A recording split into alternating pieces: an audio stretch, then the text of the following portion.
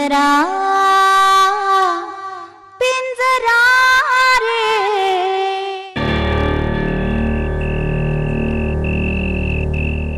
आता थोड्या वेळ शांत पडून राहायचं आनंदी। मला जेवण लावायचं आनंदी ते सगळं नंतर मी जे सांगतो ते ऐक। थोडा वेळ पडून राहा, फार नाही 10 मिनिटं आराम कर आणि मग तुला जी कामं करायची ते कर।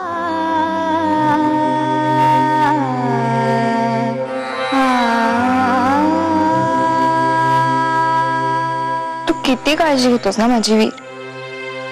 आणि मी बघ, मी किती मूर्ख आहे, सतत काही ना काहीतरी चुका करत असते। आत्ता सुद्धा उगाच स्वतःला त्रास करून घेते मी। आता एवढं सगळं चांगलं चालू आहे ना, पण नाही, माझ्या मनात नुसते वाईटच विचार आहेत।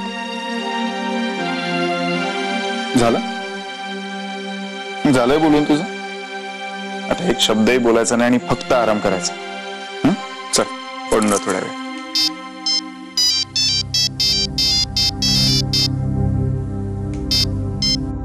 हा गोरे दादा, एवढ्या रात्री फोन केलास? वीर, एक वाईट बातमी आहे। नारायणचं अबॉर्शन करावं लागलं।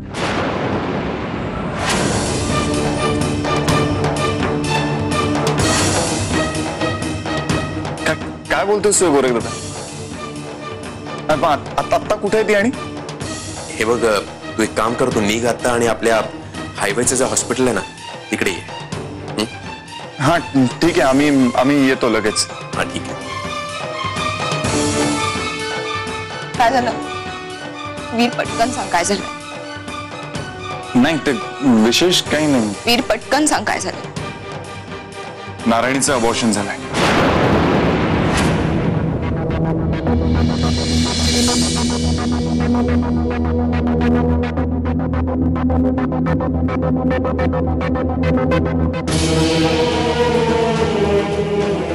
आनंदी, हे बघ, मीही आता तुला काही समजवण्याच्या मनस्थितीत नाहीये। आपण लगेचच हॉस्पिटलमध्ये जाऊया। तू आवर, मी आलोच।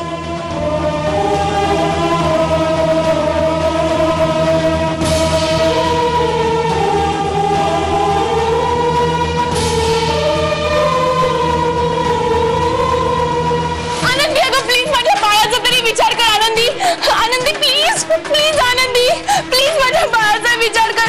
वीर, मी माझ्या बाळाची शपथ घेऊन सांगते तात्या, हिने मला ढकललं, मी पडता पडता वाचले माहितीये। नारायणी नको ग, नको त्या बिचाराच्या खोट्या शब्दा घेऊ।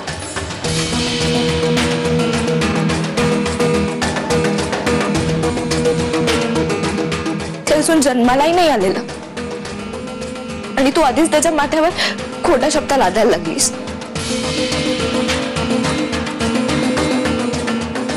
खोटं पुन्हा खोटं बोलतेस तू नारायणी। नाही वीर, मी माझ्या बास नको, आता आती होत त्या बाळाची खोटी शपथ घेऊ नकोस ग।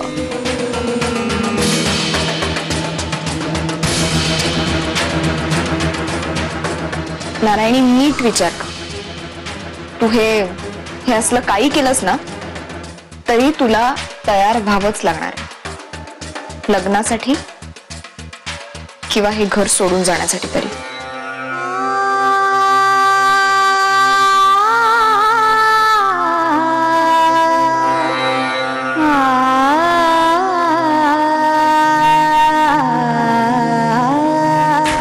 काय ना, आपल्या नारायणीला आता तुझी जास्त गरज आहे का? वेळीच तिला घरात घेतलं असतंस तर आजचा हा दिवसच दिसला नसता। काय बोलताय तुम्ही? खूप दुःख झालंय का मला, त्यामुळे काय बोलतोय कळतच नाहीये मला। पिंजरा